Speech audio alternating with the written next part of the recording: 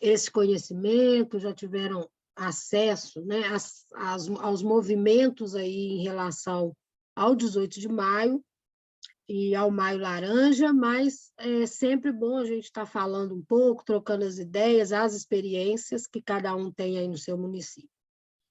Infelizmente, pessoal, quando eu estou com a tela aberta, eu não consigo ficar com a câmera aberta. E aí vocês vão me desculpar, mas eu vou falando aí, depois eu abro a câmera aí para vocês. Também estou na casa da minha mãe e o celular aqui não está muito bom, não. Mas a gente vai conversando aí, sem vocês me verem mesmo. Mas o importante é o conteúdo. E o conteúdo a gente vai conseguir passar.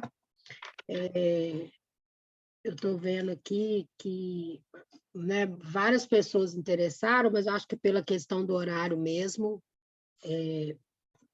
mais complicado até as pessoas chegarem em casa. Então, vamos lá. Vamos conversando aqui. Vocês podem, Fabiana, Alessandra, que está aí, vocês podem me interrompendo, vocês podem ir dialogando, né? E também trocando ideias para que nós possamos fortalecer o nosso entendimento em relação a essa questão da violência sexual, da exploração sexual contra criança e adolescente.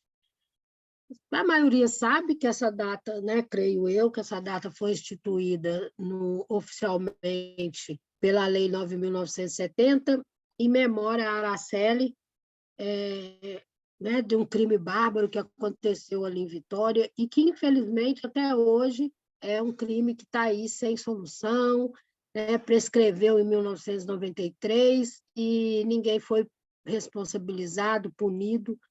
Os criminosos, alguns deles, ou um deles já até faleceu, outros ainda estão vivos, mas foi um crime que chocou o país e o mundo pela a barbárie que foi, né? Foi uma criança de 8 anos que foi raptada, drogada, estuprada, morta e carbonizada. Isso aconteceu em 18 de maio de 1973, então há 50 anos atrás. E até hoje a gente vem aí vendo vários crimes como este acontecer e que, infelizmente, ainda continuam impunes. Então, quanto mais a gente falar, mais nós devemos falar sobre este assunto. É um assunto incansável. E uma coisa que me chamou a atenção há uns anos atrás, quando eu comecei a estudar sobre essa questão do abuso, da exploração sexual, no início do meu mandato no Conselho Tutelar, eu comecei a aprofundar sobre esse assunto, e é um dos temas que eu mais gosto de falar, até pela questão da importância do enfrentamento. E aí eu vi que em 1973 nós tivemos, além do caso Araceli, nós tivemos mais 2 casos, e que esses casos, eles não tiveram e não são tão comentados quanto o caso Araceli. E aí eu fui fazer uma analogia com os nossos dias atuais. Nós temos casos que são muito, muito comentados e nós temos casos que nem chegam ao nosso conhecimento e que acontecem.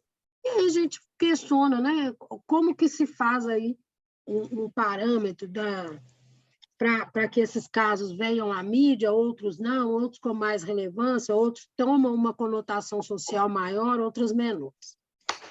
Mas aí eu trouxe para vocês, né, aqueles que ainda não sabem, nós tivemos no mesmo ano o caso do Carlos Ramírez, que era conhecido como Carlinhos, que foi sequestrado em 2 de agosto de 1973, e que até hoje também é um caso sem solução. Recentemente apareceu uma pessoa dizendo que era ele, mas não ficou nada comprovado, então, para nós, continua um caso sem solução. Tivemos também o caso da Ana Lídia, uma criança que em 11 de setembro de 1973 também ela foi sequestrada e quando foi no dia 12 de setembro, o corpo dela foi encontrado num matagal lá em Brasília e também com sinais de que ela havia sido estuprada. Então, para vocês verem que foi um período curto, né, de maio a setembro, tiveram 3 casos gravíssimos envolvendo crianças e que veio à tona a mídia, uns com mais relevância e outros não. O que isso nos leva a refletir? Que o abuso e a exploração sexual contra criança e adolescente, aí eu vou falar muito abuso, para não ficar falando, né, a frase completa, mas vocês vão entender. Isso acontece há muitos anos, há décadas, né? E de um certo período, a gente pode contar dessa época da Araceli, foi que começou a dar mais visibilidade a esses fatos envolvendo crianças e adolescentes vítimas de abuso.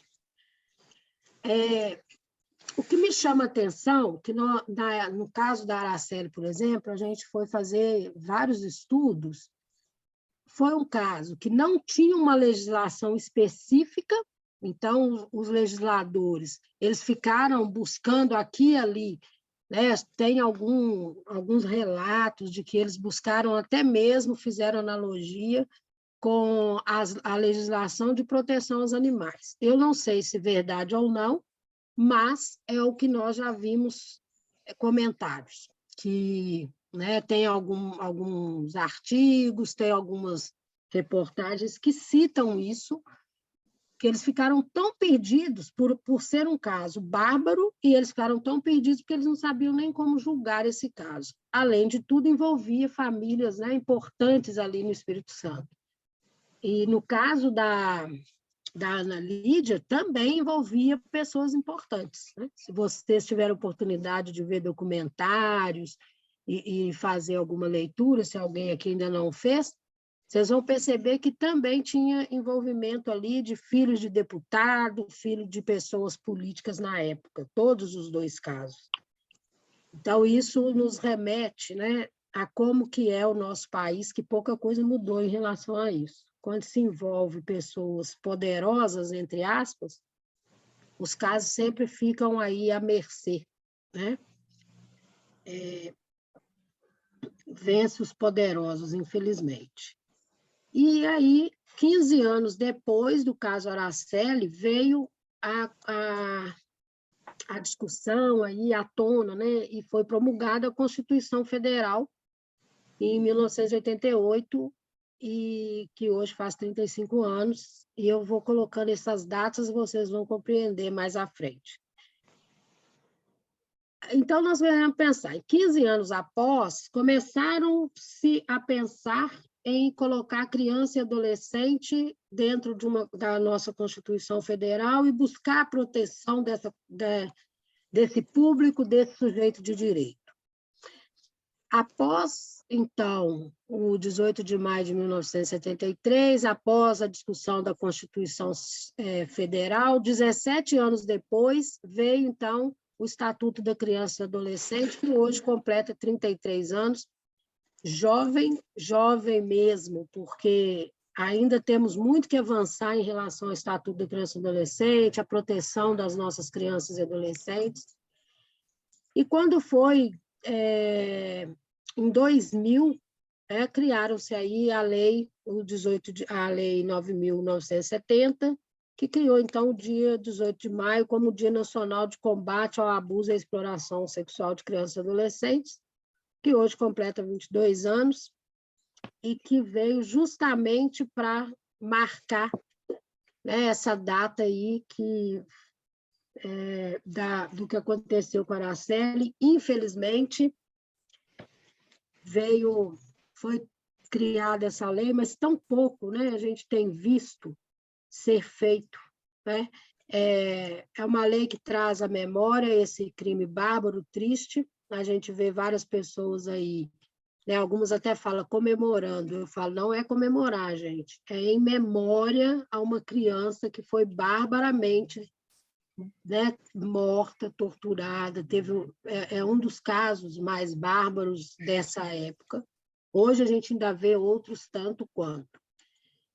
E eu trouxe aqui para vocês Eu gosto muito dessa foto, quem já assistiu minhas palestras pode até já ter visto.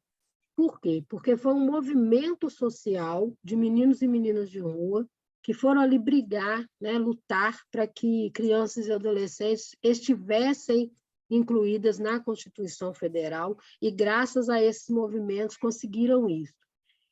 E eu gosto de trazer para nos fazer refletir do quão é importante os movimentos sociais, do quanto que nós precisamos de estar envolvidos em movimentos sociais, do quanto que é importante que nós, que somos militantes, ativistas, né, nós estamos aí no momento aí do processo de escolha de conselheiro tutelar, conselheiros tutelares querendo continuar o trabalho, conselheiros de direito envolvidos nesse processo, o CONANDA. Eu estava assistindo aí o ministro dos Direitos Humanos falando sobre o processo de escolha, sobre a importância das crianças e dos adolescentes. Então, essa imagem ela nos traz essa lembrança da importância de nos unirmos, de mantermos juntos e trazer cada vez mais consciência às nossas crianças e adolescentes da importância que são enquanto sujeito de direito. E aí nós precisamos de estar atentos, né? Falar, né? Eu tenho escutado muitos ministros, deputados. Hoje eu estava assistindo a audiência pública aqui do Estado, né? Que aconteceu ali na Assembleia, em relação ao 18 de maio, todo mundo falando, muitas palavras bonitas, mas o que nós precisamos mesmo, o que nós precisamos é que as leis elas sejam efetivadas, que as pessoas envolvidas aí, né, os políticos, os conselheiros de direito, tutelares, a sociedade como um todo, elas possam realmente fazer cumprir o que está na nossa Constituição. O que nós queremos é políticas públicas. Nós queremos políticas públicas eficientes, eficazes, que vão atender fielmente os anseios, né, e as necessidades, principalmente das nossas crianças e adolescentes. Então, o artigo 227 é o artigo da Constituição que trouxe essa importância, esse dever cuidar das nossas crianças e adolescentes, a importância de pensar políticas públicas fortalecidas e, principalmente, porque prioriza, né? Trata a criança e adolescente como prioridade absoluta. E, infelizmente, não é o que nós temos visto. Os casos de violência contra as nossas crianças e adolescentes, violação de direito, têm crescido assustadoramente e pouca coisa tem sido feita. Então, nós temos que nos unir para fazer com que, para cumprir, né, o que fala aqui, ó, é dever, né, é dever da família, é dever da comunidade, é dever do Estado. Então, a nossa parte, enquanto sociedade, é nosso dever também, né, assegurar, garantir que as políticas públicas para criança e adolescente sejam efetivadas, garantir que criança e adolescente seja colocada a salvo de toda forma de negligência, discriminação, exploração, violência e crueldade. E nós temos que fazer isso todos os dias, fazer o que nós estamos fazendo aqui agora, parar as nossas atividades para trocar ideia, para conversar, para falar sobre o assunto, para entender um pouco mais, trocando os nossos saberes, os nossos conhecimentos, para que nós possamos, então, contribuir com esse enfrentamento. O artigo 4º fala do Estatuto da Criança e Adolescente, ele veio justamente, copiou e colou, né, o que estava na Constituição Federal. Então, reforçou aquilo que é o nosso dever, aquilo que é dever do poder público. Ei, Marina, boa noite. Aquilo que é dever Sley, boa noite. Boa noite, querida. Aquilo que é dever da família. Então, nós temos que nos unir cada vez mais para que nós possamos, então, enfrentar essa violência, essas violações de direito. O artigo 5º do Estatuto, ele reforça mais uma vez isso, né? Que nenhuma criança ou adolescente será objeto de qualquer forma de negligência, discriminação, exploração, violência, crueldade e opressão. punido na forma da lei qualquer atentado por ação ou omissão a seus direitos fundamentais. Eu fico vendo, né, e acredito que vocês também, nós que militamos e trabalhamos nessa garantia de direito, nós vemos todos os dias, e principalmente escutamos isso muitas vezes dos representantes políticos, né? Em todas as esferas. Falar que o Estatuto é uma porcaria, que o Estatuto veio só para interferir na criação, na educação das famílias e tal. Mas aí, quando a gente pega esse artigo 5º, aí nós pensamos, né? É tão fácil criticar o Estatuto e, ao mesmo tempo, fazer campanhas como muitos políticos que a gente fez aí, que a gente viu hoje fazendo. Se eles pegassem esses primeiros artigos aí que a gente falou, o 227 da Constituição, o 4º e o 5º do Estatuto, e cumprisse, né, na forma da lei, com o rigor da lei, as crianças e adolescentes hoje, muitas delas não estariam sendo, eu nem falo vítimas, são sobreviventes. Elas sobrevivem à violência todos os dias. Elas sobrevivem à crueldade, à opressão todos os dias. Elas são exploradas sexualmente todos os dias. E como que estão cumprindo, né, as leis que são rigorosas? Nós vamos ver mais para frente um pouquinho de, né, no Código Penal fala, no próprio Estatuto da Criança e do Adolescente, e, infelizmente, essas legislações elas não estão sendo cumpridas. A gente vê o criminoso, a polícia até fala muito sobre isso, né? A Polícia Civil prende, a Polícia Militar prende, a Polícia Civil vai lá, faz a investigação, abre um inquérito policial e encaminha para o Ministério Público, para o Poder Judiciário, e passa pouco tempo, esses criminosos estão novamente na rua, cometendo os mesmos crimes, as mesmas barbáries, ou quando não fica impune, igual o caso da Araceli. Pessoal, eu estou falando rápido, mas vocês podem me frear aí, tá? É o costume de live faz isso com a gente. Aí a gente acha que o tempo está curto. E isso aqui eu vou pular, mas nós temos, para além, né, da Constituição, do Estatuto, a gente tem aí as declarações do direito da criança, que é antiga, que é de 1959, nós temos a Convenção sobre o Direito da Criança de 1989, e nós tivemos várias leis, legislações, aí eu coloquei algumas delas que alteraram o Estatuto da Criança e do Adolescente no intuito de aperfeiçoamento. Então, nós tivemos a Lei do Menino Bernardo, 13.010, acho que isso aqui eu errei. 13.010 é a Lei da Adoção. Não, alterou a 9.394. Nós tivemos a Lei 13.046, que alterou o Estatuto da Criança e Adolescente, para obrigar as entidades a terem em seus quadros pessoas capacitadas para reconhecer e reportar maus tratos de criança e adolescente, e aí, infelizmente, também nós não temos visto essa lei ser cumprida, né? Quando fala de entidade, fala de escola, fala de hospital, fala de associações, de ONGs, todos os locais que têm criança e adolescente deveria ter em seus quadros pessoas capacitadas para reconhecer e reportar maus tratos de criança e adolescente.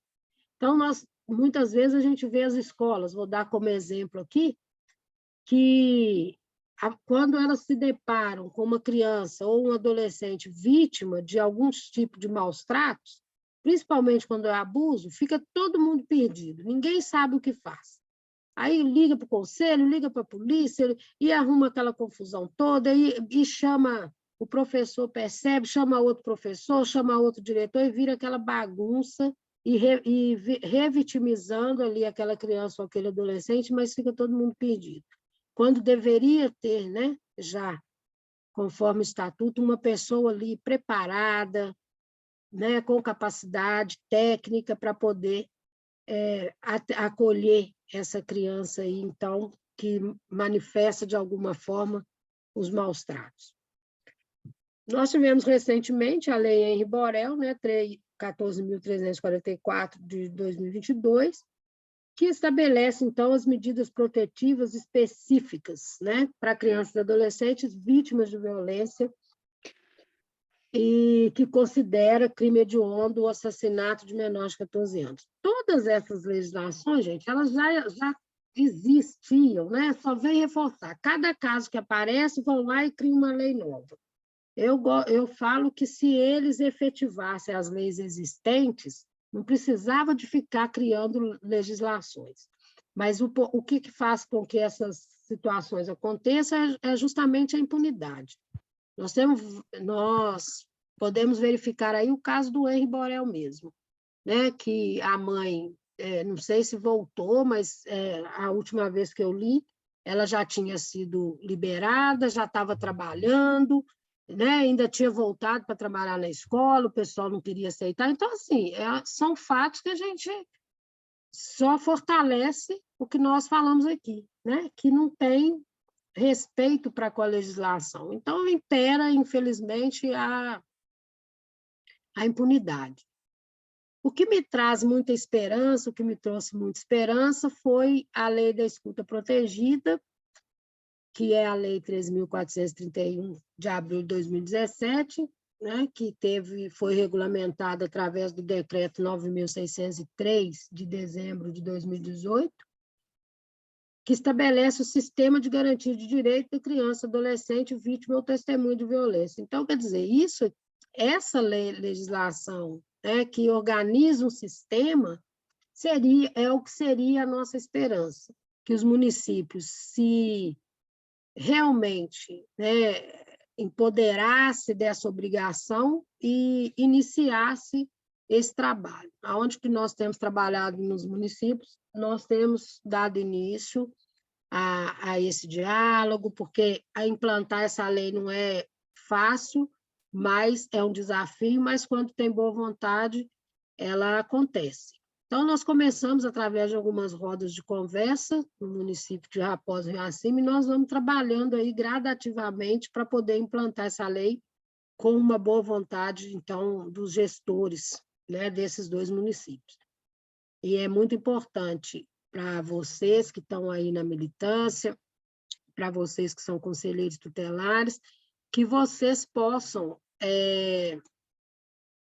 também, né, se empoderar, tomar conhecimento em relação a essa lei, para que vocês possam cobrar no município de vocês que ela seja implementada, porque a partir daí vai ter, fortalece, né, esse trabalho aí na proteção e na garantia dos direitos.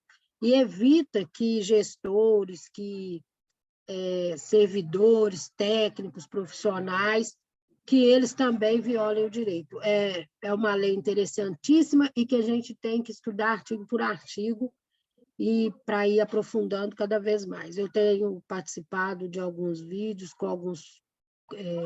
participado também de algumas palestras com alguns consultores, tem alguns que falam muito sobre o tema, então a gente tem buscado um entendimento maior, porque é o que nós vimos até hoje de todas essas legislações como esperança, porque o doutor Murilo de Diácono tem falado muito sobre a importância de se implantar essas leis nos municípios, porque ela realmente vai garantir e proteger as crianças e adolescentes. Então, é muito importante aí para você, e nós podemos falar um pouco mais. O que nós temos que colocar em nossa mente é que violência contra criança e adolescente é crime e não tem desculpa para isso, não dá para poder ficar tentando minimizar, né, igual nós temos visto aí acontecer. Não vou falar aqui de preferência política, partidária, mas quando a gente vê um governante falar da forma que nós escutamos aí, né, que é normal, quando a gente vê um gestor falar que não é assim, que não tá, que pode ser tratado como qualquer outra legislação, isso nos assusta. Então, nós temos que reforçar e frisar: violência contra criança e adolescente é crime, e ponto final, né? Eu coloquei alguns tipos de violência aqui, por quê? Eu falei um pouquinho da legislação geral da proteção, nós não temos, né, tempo para a gente aprofundar, isso aqui é uma coisa que a gente tem que parar e comentar artigo por artigo, então eu fui fazendo um apanhado, só mesmo para não passar em branco, e para que depois, né, nós possamos debater mais. Então, é uma reflexão minha. Mas eu quis apontar alguns tipos de violência contra as crianças e adolescentes, e eu coloquei, então, são 6 tipos reconhecidos aí, inclusive, pelo Ministério de Saúde, que é a violência, o abuso sexual e a exploração sexual. Nós temos a violência, então, física, psicológica, o trabalho infantil, que também é considerado como exploração sexual, né? Dentro do trabalho infantil, nós temos a exploração sexual, que é uma forma de trabalho infantil, de exploração, negligência e abandono. E o porquê que nós escolhemos falar sobre violência sexual, exploração sexual contra criança e adolescente. Por quê? Porque ela, então, abarca aí todas as formas de violência, né? Quando a gente está falando em violência sexual, nós estamos falando de todas as 6 formas em uma só. É a mais cruel de todas elas, justamente por isso, porque uma criança vítima de violência sexual, de abuso sexual, de exploração sexual, essa criança ou esse adolescente, ou este adolescente, ela está ali com todas essas violências, a física, a psicológica, a verbal, o trabalho infantil, a negligência, o abandono, acaba que está tudo junto. E, principalmente, né, a física e a psicológica, elas vão estar interligadas de uma forma tão forte e, às vezes, tão chocante e traumática para o resto da vida. No mês de maio é o mês que intensifica-se o debate, como eu falei a princípios, e que nós temos que falar no dia 18 de maio, durante todo o mês de maio e durante todo o ano, todos os dias. Em todos os momentos que nós temos oportunidade, nós temos que falar sobre essa realidade que é cruel no nosso meio. Então, nós não podemos adormecer, nós temos que estar constantemente falando sobre este tema. Recentemente, né, na novela que terminou aí, foi falado, eu tinha até salvei, depois eu vou postar lá, compartilhar com vocês no grupo, se Gleison quiser já fazer isso.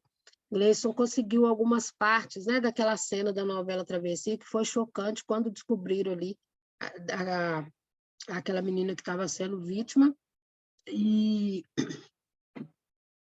de um pedófilo, né, de um abusador ali na internet, e que foi uma cena que chocou a gente, né? E nós que trabalhamos todos os dias com isso, eu me peguei aos prantos com aquela cena, de tão forte que foi. E ali retratou com uma precisão o que as crianças e adolescentes vítimas de abusadores e pedófilos passam. E aí, às vezes, nós temos que nos perguntar todos os dias, por que crianças e adolescentes? Por que esses abusadores escolhem justamente essas pessoas? Por quê? Porque são pessoas sensíveis, amorosas, indefesas, e o nosso Estatuto da Criança e Adolescente traz isso de uma forma muito clara no artigo 6º também. São pessoas, né, em condição peculiar. A criança e adolescente é pessoa em desenvolvimento. Condição peculiar da criança e adolescente como pessoa em desenvolvimento. Então, são pessoas que precisam de uma atenção, que precisam de bons exemplos, que precisam de amor, de carinho, e infelizmente, os nossos não, né? Infelizmente, o pedófilo, o abusador, eles agem de forma amistosa, eles conhecem muito bem a necessidade de cada criança e de cada adolescente. Então, quando quando não são pais, agem dessa forma, né? Quando são do núcleo familiar, também conhecem muito bem e sabem como agir ali para poder dominar.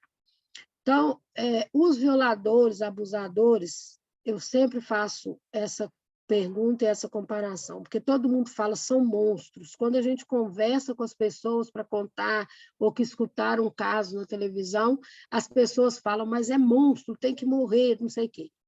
Mas aí nós respondemos para essas pessoas o quê? Não, não são monstros, porque monstros não se aproximam de crianças. Homens gentis, sim. Então, são homens amistosos, são homens ou mulheres amistosas, amigas, fala mansa, companheiras, estão dispostas a fazer doações daquilo que é necessidade daquela criança, daquele adolescente, justamente para conquistá-los. Então, em uma abordagem, não são monstros. Nas suas atitudes aos nossos olhos, depois sim. Mas quando eles chegam para a criança e para o adolescente, eles não são. Então, nós temos que mostrar cada dia para as nossas crianças e adolescentes que o abusador, o pedófilo, são pessoas boas, são pessoas que agem com maldade, né? Mas elas têm essa característica de ser bonzinho, de ser aquele que está ali prontinho para ajudar, né? E eu trouxe aqui um quadro comparativo só para vocês terem ideia, assim, fortalecer a ideia, né, e o conhecimento que vocês já têm. Separando, então, o que é um abuso sexual, a forma que pode ser também a exploração sexual que a gente fala como comércio. Então, nós temos o abuso sexual, que é o incesto, que é intrafamiliar, nós temos extrafamiliar, e contato físico e sem contato físico. Eu vou falar um pouquinho aqui para frente para vocês. Nós temos a exploração comercial, que é pedofilia na internet, pornografia, prostituição convencional.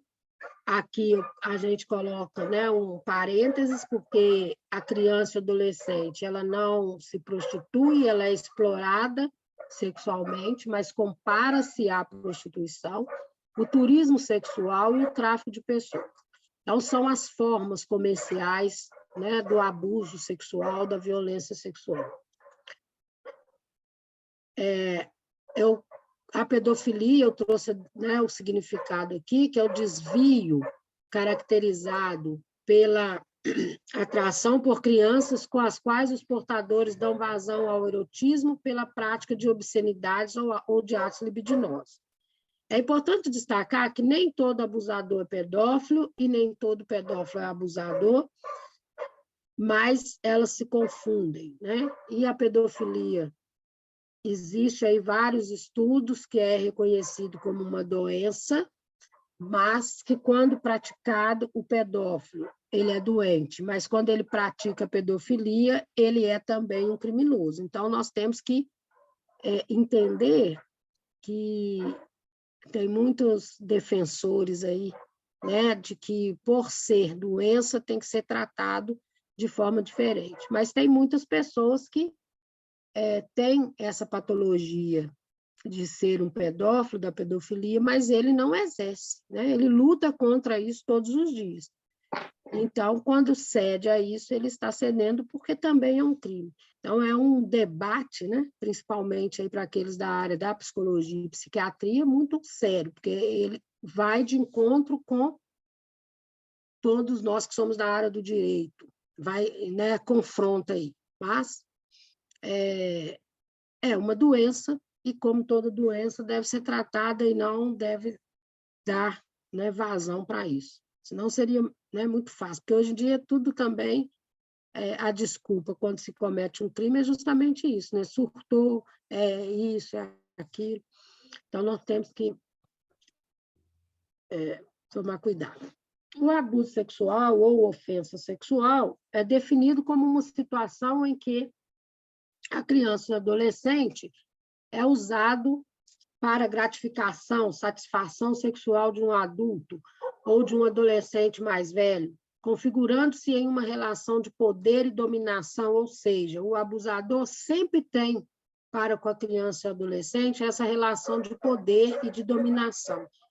Então, quando é no ambiente familiar, por exemplo, é o pai, a mãe, o avô, o tio, a tia, são essas pessoas que têm a criança e o adolescente como seus, né, como propriedade, eles se acham com esse direito. Inclui-se desde carícias, manipulação na genitália, mama, ânus ou voyeurismo, eu tenho dificuldade de falar essa palavra, o exibicionismo, até o ato sexual, com ou sem penetração, com ou sem agressividade. Então, são as características, né, do abuso sexual e como que ele se dá. E aí nós temos as diversas formas, eu trouxe um pouquinho aqui para que vocês possam reforçar o que vocês já sabem, aqueles que não sabem, para aprofundar, para tomar conhecimento. São as diversas formas, né? Tem com contato físico, cantadas obscenas, exibição de órgãos sexuais com intenção erótica, pornografia infantil, fotos e pós-pornográficas ou de sexo explícito com crianças e adolescentes, o voyeurismo, né? Observar atos sexuais de outros. Então, normalmente, colocam as crianças para praticar sexo com o outro ou com um adulto, para que eles possam sentir prazer. Com contato físico, que são beijos, carícias nos órgãos sexuais e mamas, ato sexual oral, anal, vaginal, ou até mesmo aqueles carinhos, né? De sentar no colo, de fazer alguns carinhos ali meio que escondido, mas disfarçados, mas que estão, então, abusando, e as nossas crianças e adolescentes demoram a perceber, sem emprego de violência, né, que é persuadir mediante presentes ou mentiras, então fazem ameaças, mentem, dão alguns pequenos presentes para poder para ter pequenos toques, né, de carinho, com emprego de violência, então, com força física ou ameaças verbais. Aí já usa mesmo de força física, ameaça matar a mãe, ou matar o tio, ou matar alguém da família, de forma a amedrontar e ter essa criança, esse adolescente sob o seu poder. Exploração sexual é obrigar a criança ou adolescente a praticar atos sexuais em troca de dinheiro, comida, presente, passeio, etc. Isso aqui, né, essa exploração sexual, às vezes nós tivemos aí recentemente na mídia o caso aí, né, do prefeito com a adolescente de 16 anos, mas que o caso começou, ele quis dizer que, né, que ela já tinha 16, que pode casar, que é uma contradição da nossa legislação, mas ele já tinha caso com ela muito antes, né, salvo engano, 11, 13 anos, e começou com essa faixa etária aí de 12, 13 anos. E aí trouxe, né, esse debate, mas tinha consentimento da mãe, então teve ali várias formas, ali, várias pessoas envolvidas possivelmente, inclusive depois, né, dessa repercussão que teve na mídia, o juiz está aí tem, né, uma ação judicial para anulação, então, desse casamento. Mas vamos ver como é que fica, né, porque os poderosos sempre vencem. Infelizmente, ainda.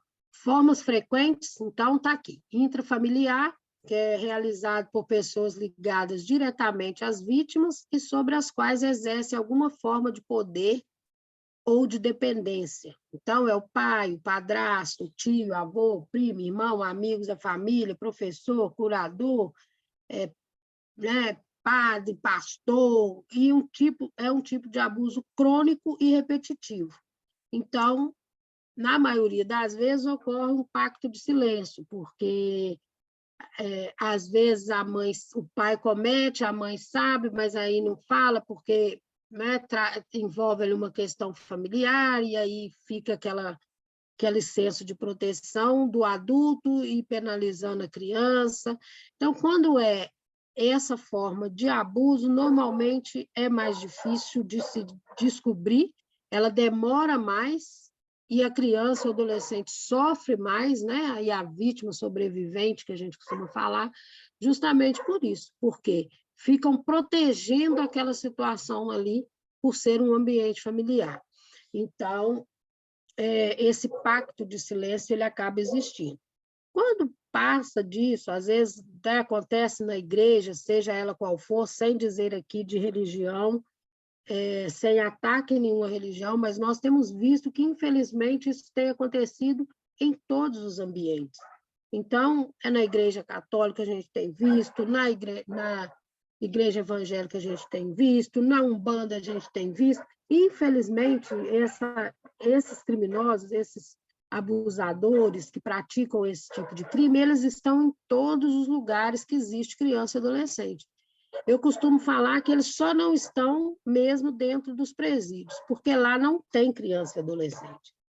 Então, muitas vezes, eles até saem, né, por boa conduta, porque lá não tem, eles não vão cometer esse crime. Infelizmente, todos os lugares. Recentemente, nós tivemos aqui, inclusive, um caso de suspeita dentro do próprio Conselho Tutelar. Então, nós temos visto acontecer nos consultórios médicos, nos hospitais. Tem virado uma praga mesmo. É assustador os casos que a gente tem visto e muito, muito triste. Então, nós temos o extrafamiliar, pessoas desconhecidas. Extrafamiliar, quando quem abusa ou abusou não é conhecido da família, é o abuso agudo, aquele que ocorre uma única vez de forma adrúpita, vem geralmente seguido de força física.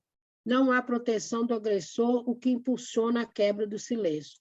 Ou seja, o agressor fica ali muitas vezes, pode ser que viu só uma vez, pode ser que ficou vigiando aquela criança, aquele adolescente, mas quando ele faz de uma vezada só, e aí é mais fácil de se descobrir, a criança ou adolescente fala, ou até mesmo pela agressão sofrida, que deixa marcas mais visíveis, diferentes da intrafamiliar, que não deixa marcas tão visíveis fisicamente, né?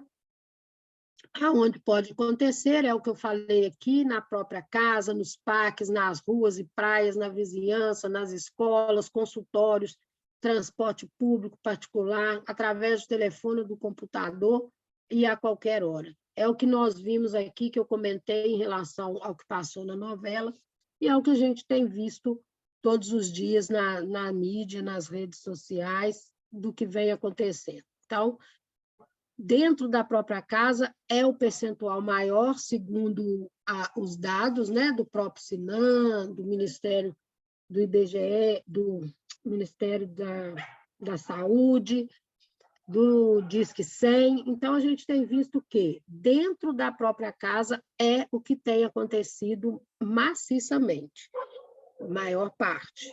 Nos parques, às vezes as crianças estão brincando e aí deixa, o pai distrai, aí pode acontecer. Nas ruas, nas praias, a gente tem visto muito aí crianças serem sequestradas, e na vizinhança. Então, os vizinhos, a gente...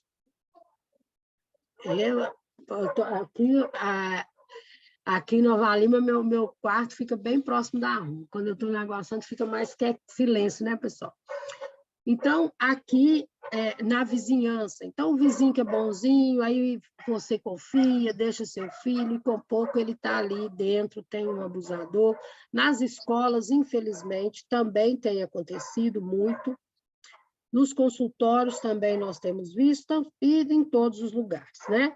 Agora, através do telefone, nós temos aí hoje o WhatsApp, o Telegram, que normalmente os adolescentes, né, têm uma facilidade, tem celular, a gente tem visto muitas crianças também, e os pais têm que tomar muito cuidado, têm que ter muita atenção mesmo, nós temos que aconselhar que devem sim tomar conta, deve ter a senha do celular do filho, deve ter a senha do celular da filha, o avô, a avó, quem for o responsável, tem que ter, tem que vigiar, tem que pegar telefone, tem que olhar com quem que os filhos estão conversando. Esses joguinhos, né, eletrônicos aí, tem que ficar muito atento, porque até nesse meio eles estão entrando agora. Então, quem está do outro lado, ninguém sabe.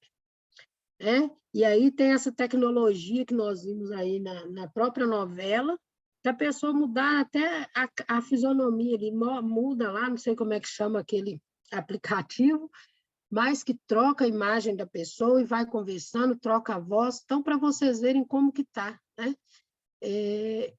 E aí nós temos que tomar conta, nós temos que vasculhar computador, né? Eu falo que é engraçado, a gente está nessa luta, e aí eu vou falar com vocês uma coisa que me chamou a atenção, até comentei com minha filha. Meu neto tem 4 anos, e as escolas, nós estamos aqui lutando, né, com essa questão da tecnologia, do que fazer, de como educar os nossos filhos, os nossos netos, para que eles possam compreender o perigo que tem por trás, né, dessa tecnologia aí, desenfreada. Mas aí vai para a escola, eles estão dando para os meninos um tablet com um menino de 3, 4 anos de idade. Então, induzindo mesmo, e aí vai perdendo, né, o significado. Não estou falando que não tem que dar, que não tem que aprender, mas uma criança de 4 anos de idade, para que um tablet? Então, eles têm dificuldade na escrita, o português, acho que os professores de português devem sofrer nessa hora, né, de ver, porque ficam tentando induzir essa tecnologia para uma criança de 4 anos já. Então, eu falo que é uma luta, existem várias controvérsias, né? A gente fica lutando de um lado para combater o crime cibernético e etc., e pregando aí, né, da importância do contato que os pais têm que ter com os filhos, de abandonar um pouco o celular e dar atenção para os filhos quando chega do trabalho, quando está em casa. Mas, de repente, a escola está entregando um tablet para o filho. Então, assim, é uma confusão. Acho que os psicólogos, os psiquiatras realmente devem pirar nessas horas, né? Porque eu não sou e piro, eu não estou entendendo muito essas coisas. E olha que eu não sou careta não, viu, gente? Mas é porque está demais.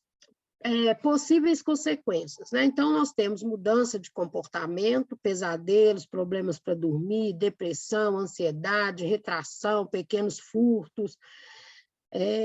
As crianças e adolescentes começam a querer chamar a atenção de todas as formas para dizer, gritando do mal que estão vivendo. E isso não muda, isso aí eu já li vários livros, já participei de vários encontros com psicólogos e psiquiatras, e esses são os transtornos que realmente acontecem.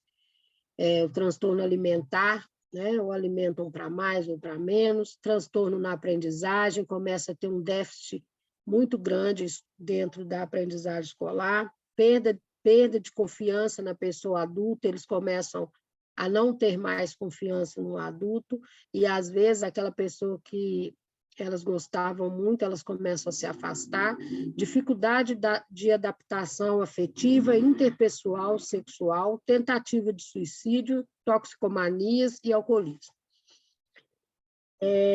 Fuga de casa, atividades sexuais com brinquedos ou com outras crianças, repetição do padrão abusivo em outras relações, DST, doenças sexualmente transmissíveis, distúrbios sexuais, baixa autoestima.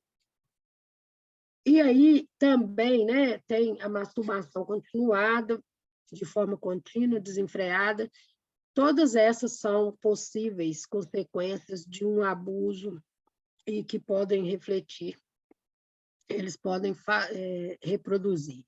O diagnóstico, o abuso sexual é de difícil diagnóstico, a maioria não deixa marca física, mas marca psicologicamente a criança por toda a vida.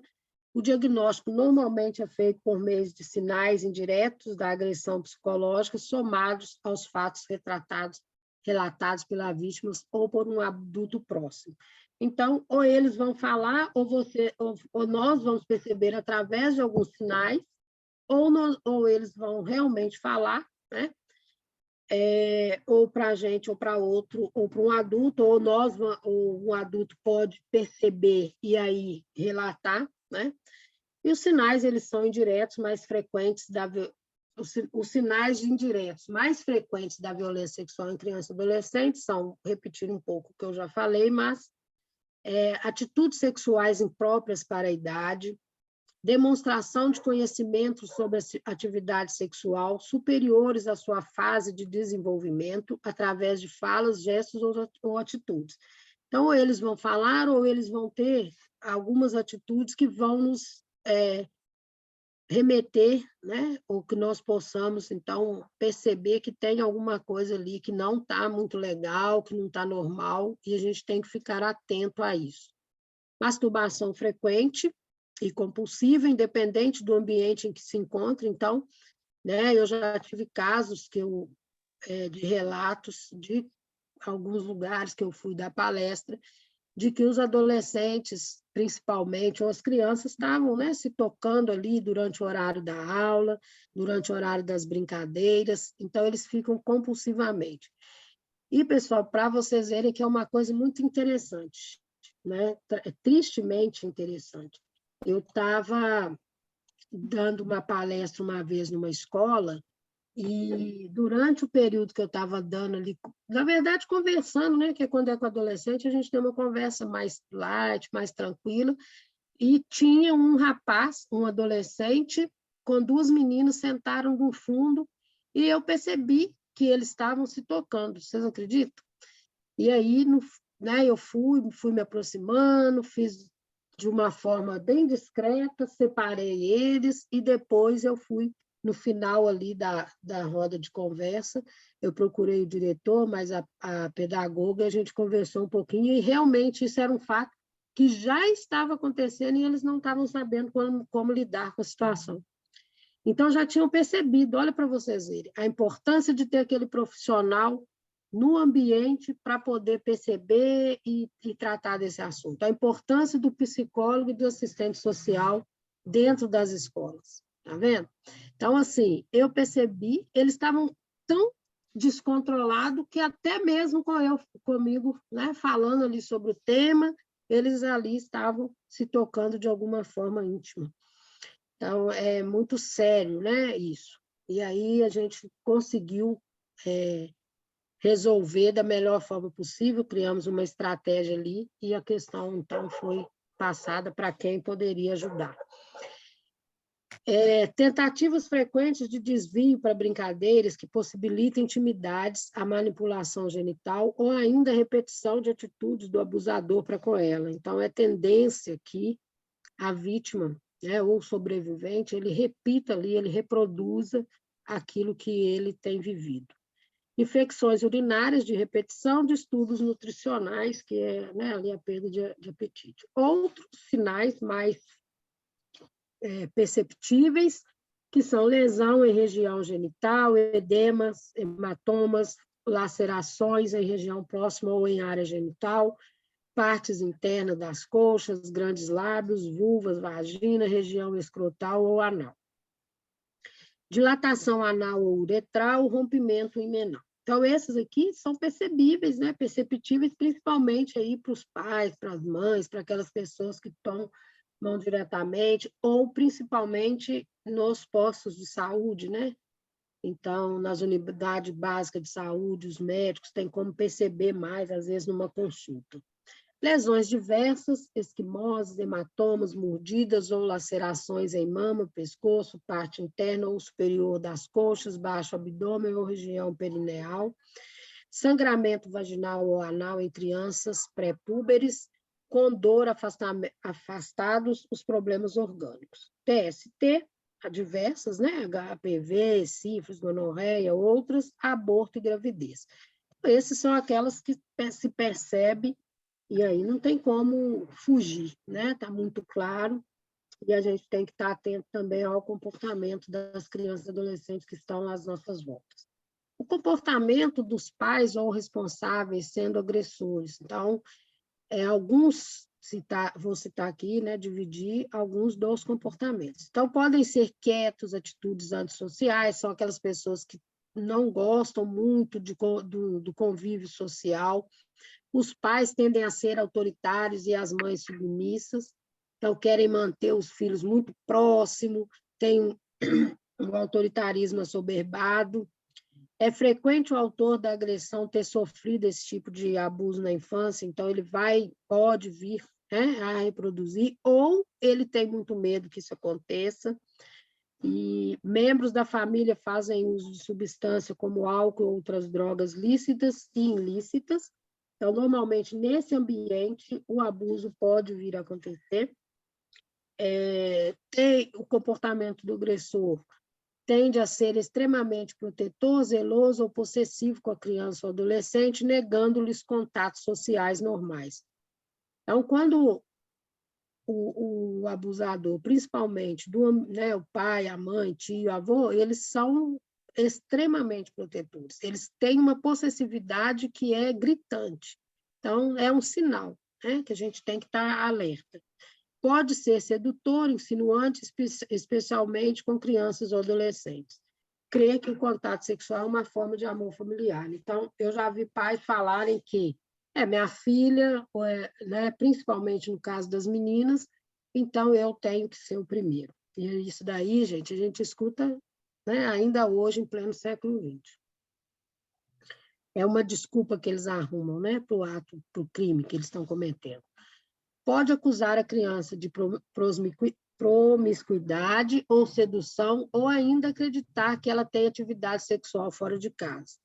Pode contar histórias de abuso referindo-se a outros a fim de proteger a si mesmo ou outro familiar. Pode ameaçar a integridade física, psicológica e econômica da vítima e de sua família. Então, tem várias formas, né?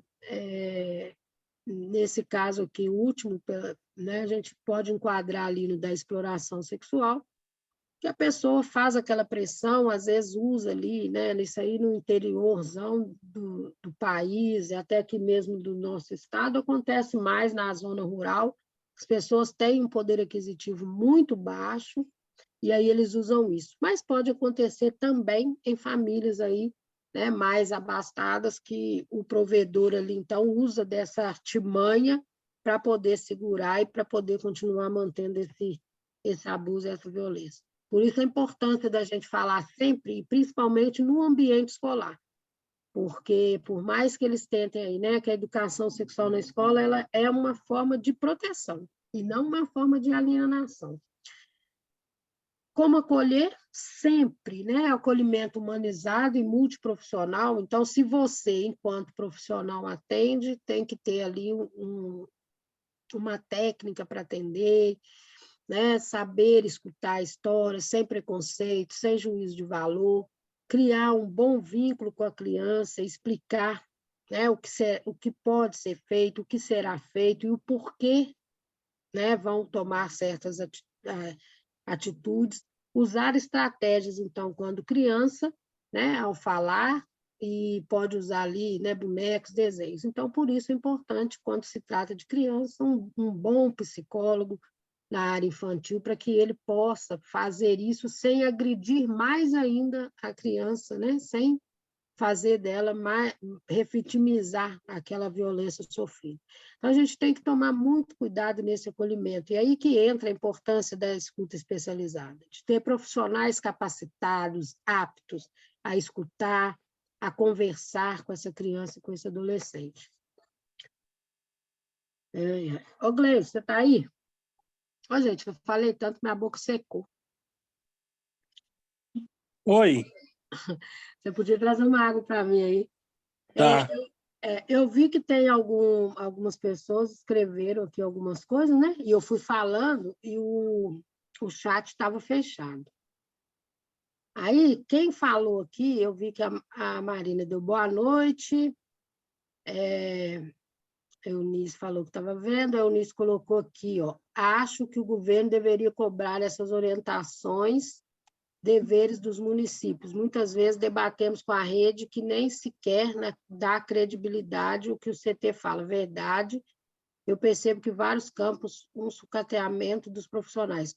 Verdade, nem parece que a criança e adolescente é prioridade absoluta, né, gente? Essa proteção é verdadeira, atuamos em casos assim. O pai foi tão desumano que violentava a filha por ato libidinoso, ameaça a criança até hoje. A criança hoje está livre, graças a Deus. Então,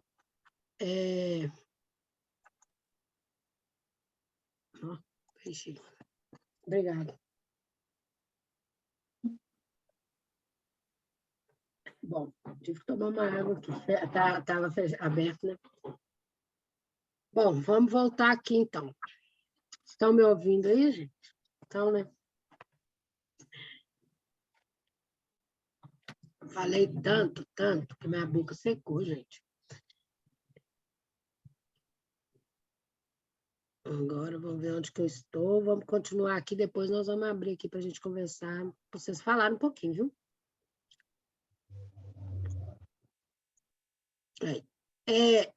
O que normalmente, né, assim, quando eu falo que isso aqui é porque o profissional que tem a técnica para fazer o acolhimento, né, ele já tem lá as suas formas, mas nós podemos ser pegos de surpresa com uma criança ou um adolescente nos contando, né, um fato como esse, um crime, né, vivenciado por ela ali, uma agressão, uma violência. Então, a gente tem algumas perguntas e nada é pronto, né? Vai depender da forma, mas não são coisas que a gente deve, de alguma forma, ali sutil, perguntar: o agressor é conhecido ou não, o início do abuso, local da ocorrência, hora do acontecimento, números de agressores, idade da vítima e do suposto agressor, tipo de abuso, ameaça do agressor ou não. Se a criança ou o adolescente estiver te contando, você deve, de alguma forma, tentar pegar essas informações. Por quê? Porque, às vezes, aquela vai ser a única vez que ela vai falar. Para romper o silêncio é uma coisa muito difícil. Então, a criança e adolescente, se ela chega perto de você, se ela chega, né, perto do professor, do conselheiro, de quem for, se você conseguiu fazer com que essa criança e adolescente confiasse em você de alguma forma, para chegar e falar de algo que é tão grave, que é tão dolorido, né, doído para ela, você tem que aproveitar aquela oportunidade, porque às vezes vai ser a única. Ela não vai querer falar mais com ninguém. E aí você perde essa oportunidade. Então, você tem que, de alguma forma, sutil, cautelosa, demonstrando que você acredita nela, mesmo que você estiver em dúvida. Não permita, não transpareça essa dúvida, porque aí vai acabar com tudo. Então, eu falo que, assim, por uma criança e um adolescente chegar perto de alguém, é raro. Nessa minha trajetória de anos, que alguma criança ou adolescente relatou um caso de abuso que fosse mentira, sabe? Tinha verdade ali. Então, a gente tem que ter muito cuidado com a nossa crença, né? Porque a tendência nossa é acreditar que o adulto não faria aquilo, mas, na maioria das vezes, ele fez. Então, a gente tem que ter muito cuidado. Não podemos ser levianos também. Então, eu falo que, assim, na dúvida, acredita naquela criança adolescente e deixa para o adulto provar a inocência dele, se realmente ele for. Temos, né, e aí, enquanto profissionais, avaliar os riscos envolvidos em cada caso. Então, se falou, tem que avaliar o risco. Se essa criança volta para casa, se foi o pai e a mãe estava ciente, como que é isso? Se é ali um pastor, se é um médico. Então, tudo tem que avaliar cada caso, cada risco, o que pode acontecer e para poder dar os direcionamentos corretos. O profissional aí da saúde, da educação, tem que preencher a ficha de notificação, né, se for uma dessas áreas, porque é obrigatório. A comunicação ao Conselho Tutelar, à Vara da Infância e Juventude, realizar os exames para afastar a probabilidade de infecção pelo HIV, outras DST, hepatite, uma gravidez indesejada. Então, assim, eu fiz um resumo, pessoal, porque às vezes eu falo para áreas específicas. Aqui eu estou falando de um geral, né? Eu abri e não sabia quem queria participar. Então, eu fiz um apanhado um pouquinho de cada coisa. Mas quando a gente vai falar para a saúde é específico, quando vai falar, né, para o Conselho Tutelar de Direito, Vara da Infância, Promotoria, já falei, inclusive, é mais específico, então, cada caso. Mas eu fiz um apanhadão só para vocês terem uma noção aí, né, de alguns procedimentos. Como eu tenho a participação muito grande de conselheiros tutelares, a sociedade que gosta de saber, né, o que é do conselho tutelar, eu falo. Todo caso de suspeita ou violação de direito contra criança e adolescente obrigatoriamente deve ser comunicado ao Conselho Tutelar, independente de outra atitude que vão ser tomadas. E o Conselho Tutelar deve estar atento e deve saber como receber essas informações, para saber bem o que fazer. Por isso, a importância da lei da escuta especializada protegida. É um fenômeno universal que atinge todas as idades, classes sociais, etnias, religiões e culturas. Então, é mito dizer que isso acontece com a classe social menos favorecida, com um grupo, né, étnico, ali, racial ou cultural, em determinada religião. Hoje é um fenômeno universal que tem atingido, infelizmente, todas as idades. Nós temos tido aí recém-nascidos que estão sendo estuprados, como nós temos tendo adolescentes de 17 para 18 anos e jovens, infelizmente, tristemente. Passando um pouco mais aqui para a questão, já para terminar, pessoal, e para vocês entenderem uma questão mais dentro, né, do direito, das normativas, né? Reforçando, deixar de notificar, comunicar, denunciar um caso de ou uma suspeita de violência sexual, exploração sexual contra crianças e adolescentes é crime? Então, nós vamos ver algumas normas aqui para poder responder essa pergunta. O artigo 13 do ECA, do Estatuto da Criança e Adolescente, fala o seguinte: a suspeita ou confirmação de abuso sexual em crianças e adolescentes menores de 18 anos deve obrigatoriamente ser comunicada ao Conselho Tutelar ou à Vara da Infância e da Juventude. Então, não tem conversa, tem que ser comunicado. O artigo 245 do ECA fala: deixar o médico, professor ou responsável por estabelecimento de atenção à saúde de ensino fundamental, pré-escola ou creche, de comunicar à autoridade competente os casos de que tenha conhecimento envolvendo suspeita ou confirmação de maus-tratos contra crianças e adolescentes. O que acontece? É uma multa de 3 a 20 salários de referência, aplicando-se o dobro em caso de reincidência. Então, veja bem, dentro do estatuto, responsabiliza ali, né, esse médico, esse professor, o responsável da atenção de saúde, de ensino, se ele deixar de fazer. E, infelizmente, a gente ainda vê muitos deixando de fazer e a gente não tem visto esse artigo ser cumprido. Está, né? Na hora aí, ó, conselheiros, né, a própria sociedade, de ter conhecimento disso e dizer, né, que eles precisam. Eu falo que a gente vê lá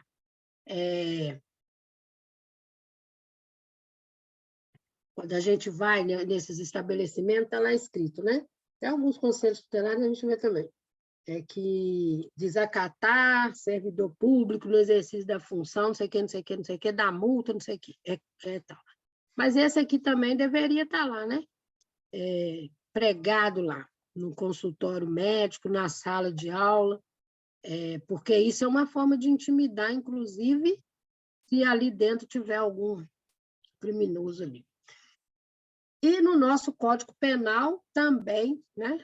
E temos a Lei de Crime hediondos, que é a Lei 8.072, de 90, e passaram por algumas alterações significativas ali, a Lei 12.015, de agosto de 2009. Então, fez algumas alterações em relação a isso. Eu vou passar aqui. Tem mais uma aqui que eu queria, mas ele está no outro slide, mas eu vou puxar aqui para vocês. Eu queria mostrar para vocês que não deu tempo de eu acertar, não, mas eu queria colocar aqui para vocês aí, quem quiser anotar, né? No Código Penal, tem lá na parte especial dos crimes contra a dignidade sexual, dos crimes contra a liberdade sexual. Então, é importante vocês terem conhecimento né? O estupro é tratado no artigo 213 do Código Penal, que fala, né? Constranger alguém mediante violência ou grave ameaça. Vocês estão vendo? Ter conjunção carnal, praticar ou permitir que com ele se pratique outro ato libidinoso. Está vendo aí, Gleice? Não. Acho que eu estava compartilhando a outra, eu troquei, tem que mudar, né? Sim. Então, peraí. Gente, a tecnologia tem hora que me pega, mas eu vou aprendendo. Agora está aparecendo? Agora sim. Então, vamos lá, pessoal. Eu falei aqui, ó, eu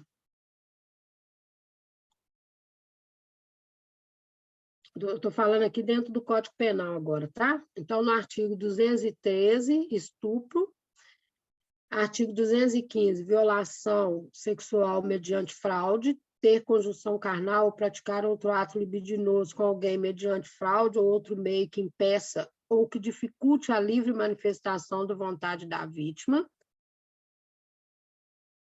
Aí nós temos também o artigo 216-A, que fala do assédio sexual, constranger alguém com o intuito de obter vantagem ou favorecimento sexual, prevalecendo-se o agente de sua condição de superior hierárquico ou ascendência inerentes ao exercício de emprego, cargo ou função. Então, o artigo 217-A fala do estupro de vulnerável, todos do Código Penal, tá? Ter conjunção carnal ou praticar ato libidinoso com menor de 14 anos ou pessoa que, por enfermidade ou deficiência mental, não tem o necessário discernimento para a prática do ato ou que, por qualquer outra causa, não pode oferecer resistência. Então, é o que nós temos visto essa semana. Eu vi, parece que 2 casos, né, de médicos e enfermeiros aproveitando ali da condição do paciente para manter relação sexual. É o fim mesmo que nós estamos vivendo. Do capítulo 2 dos crimes sexuais contra vulnerável. Então, artigo 18. Induzir alguém menor de 14 anos a satisfazer a lascívia de outro. Artigo 218-A. Praticar na presença de alguém menor de 14 anos ou induzi-lo a presenciar conjunção carnal ou outro ato libidinoso a fim de satisfazer lascívia própria ou de outrem. Ação penal. Artigo 225. Dos crimes definidos no capítulo 1 e 2 deste título, procede-se mediante ação penal pública condicionada à representação. Se a vítima é menor de 18 anos ou pessoa vulnerável, a ação passa a ser penal pública incondicionada. Então, no caso de um adulto, se é condicionado. O adulto pode ou não fazer. No caso de menor de 18 anos, é incondicionada, independe da vontade. Prevenção primária, isso aqui já não vou falar.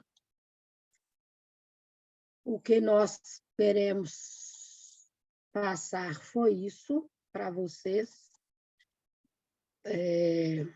Por enquanto,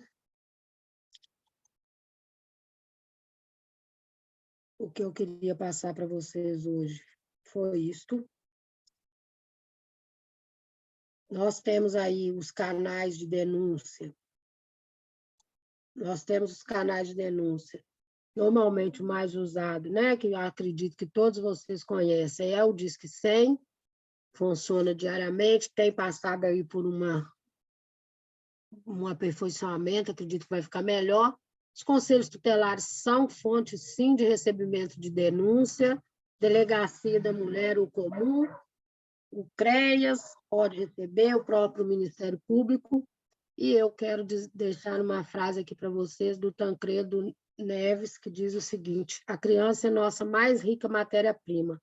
Abandoná-las à sua própria sorte ou desassisti-la em suas necessidades de proteção e amparo é crime de lesa pátria. Ou seja, é inconcebível, mas é o que nós temos visto acontecer todos os dias, né? Gestores, sociedade, todo mundo aí deixando de assistir às necessidades de proteção e amparo contra as nossas crianças e adolescentes. E uma frase minha que eu digo que é o que move as nossas vidas, que nós devemos de agir sempre assim. Olhar por uma criança é abrir o nosso coração rumo à nossa razão.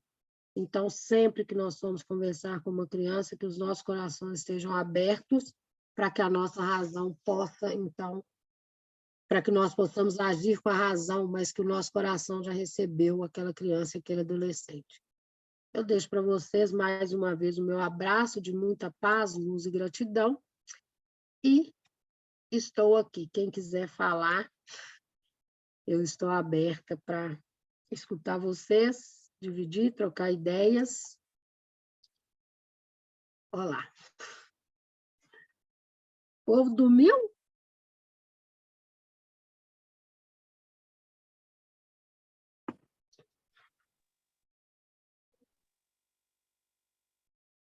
Ei? Oi, eu não dormi, não. Ah, que Não bom, dormi, não. Marina. Eu estou tentando clicar aqui, estava dando errado. Acho que alguma falha na internet, alguma coisa assim, né? Quero parabenizar você.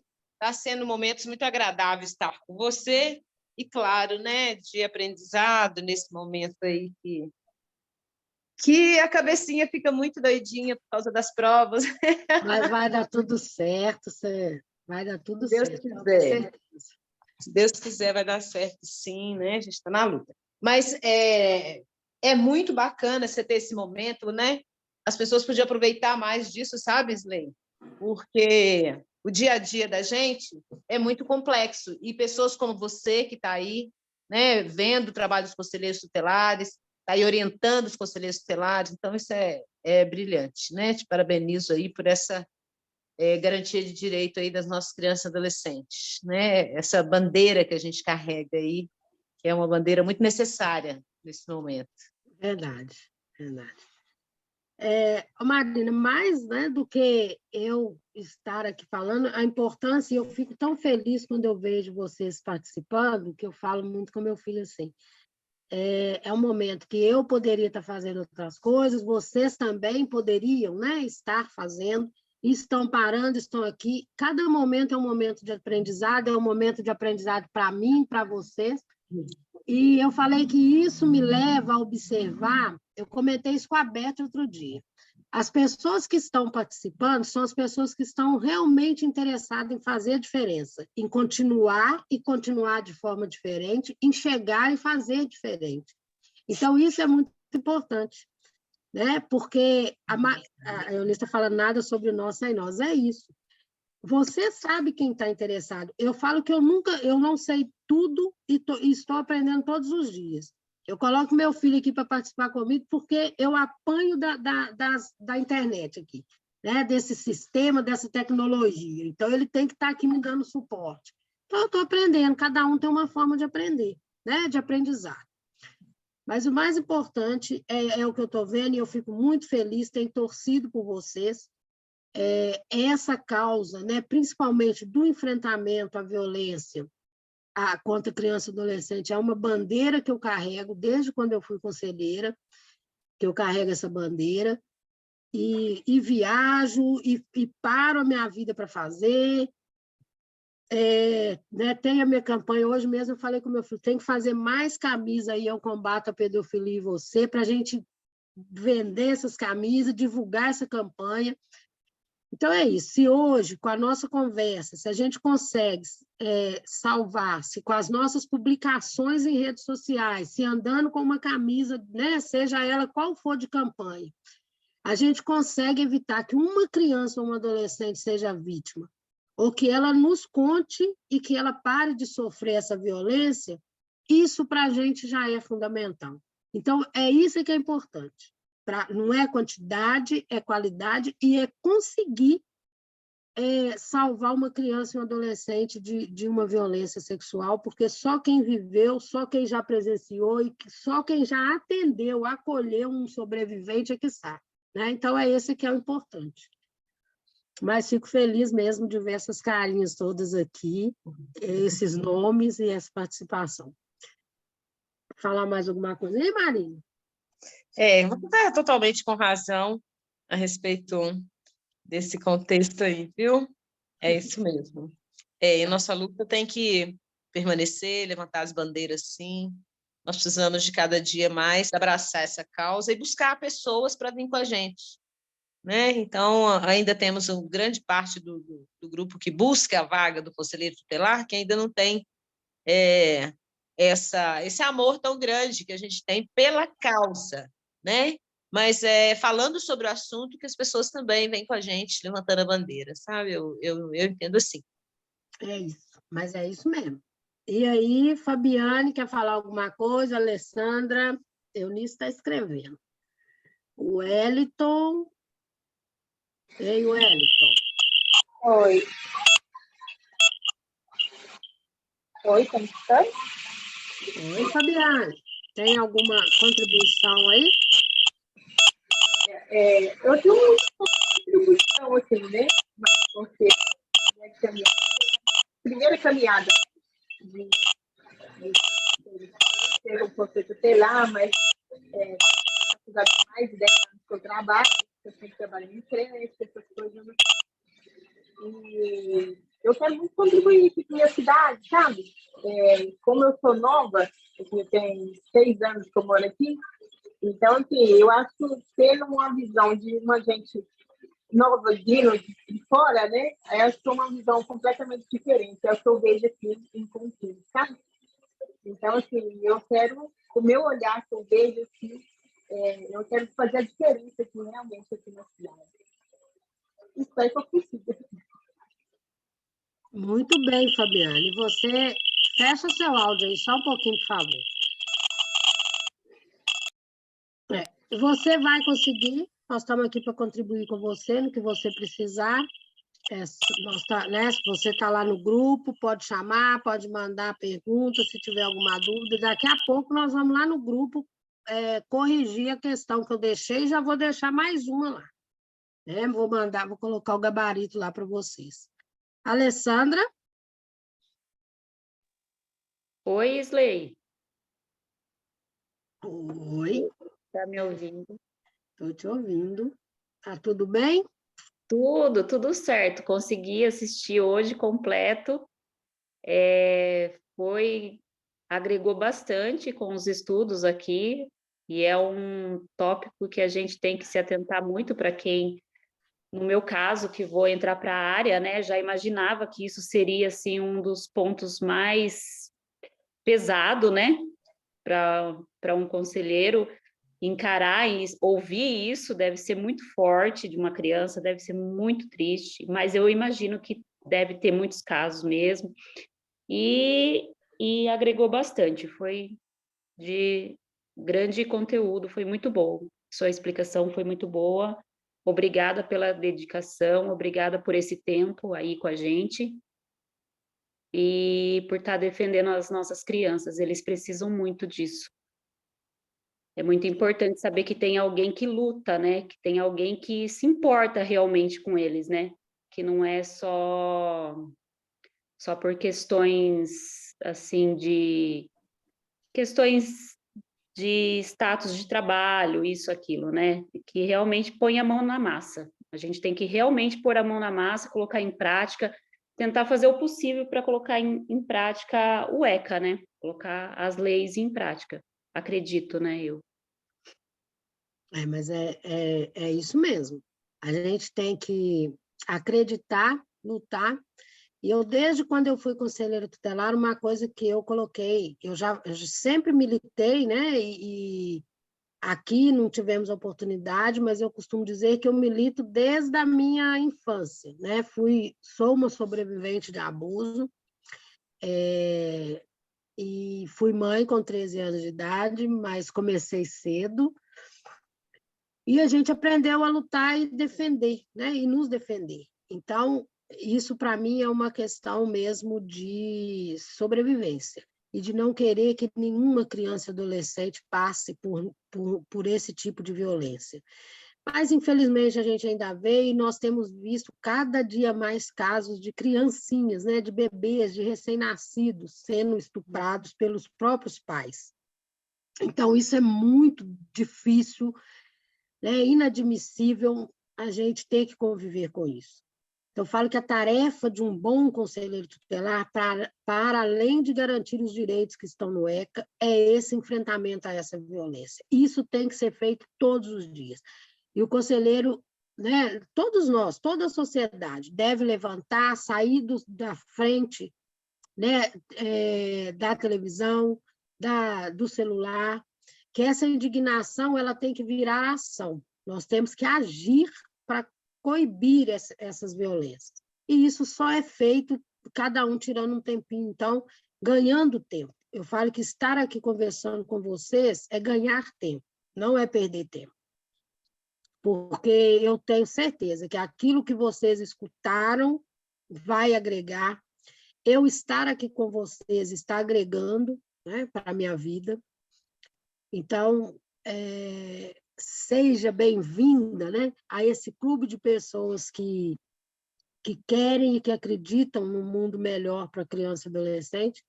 E o que depender de mim, vocês podem ter certeza que eu estou aqui, estou disposta. Às vezes não respondo, né, na mesma hora, às vezes eu olho lá no grupo, fico doida para responder, mas na correria acaba que eu não consigo. E às vezes eu vou responder tarde. Outro dia eu falei assim, meu Deus, estou respondendo, quando eu fui olhar, já era tarde mesmo, acho que era mais de 11 horas. Aí vocês, coloca no silencioso, silencia esse grupo aí, porque eu não tenho horário. Então, mas a minha intenção é a melhor, pode ter certeza, e podem contar comigo sempre, sempre, sempre, tá bom? Eunice escreveu, deixa eu ler aqui o que ele escreveu.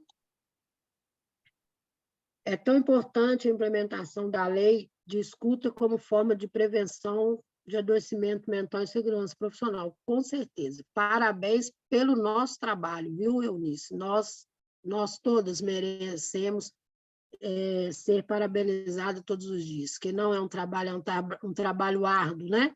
Principalmente aqueles que estão na ativa, porque tem que trabalhar aí, muitas vezes, enfrentando o poder público. Então, não é fácil enfrentar o gestor público, e vou repetir, né? Conselheiro tutelar, eu tenho uma reunião essa semana aí com a deputada, Macaé, e eu vou falar com ela, tem que lutar para que o Conselho Tutelar seja vinculado ao Estado. O Conselho Tutelar tem que ser responsabilidade do Estado e não do município. Mas nós vamos começar a encarar essa luta, acreditando que pode vir coisa boa, né? Se tiver pessoas aí imbuídas nesse propósito, nós vamos conseguir sim.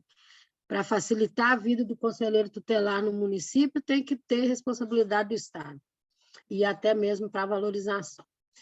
Então, é isso. Mais alguém tem alguma coisa para dizer?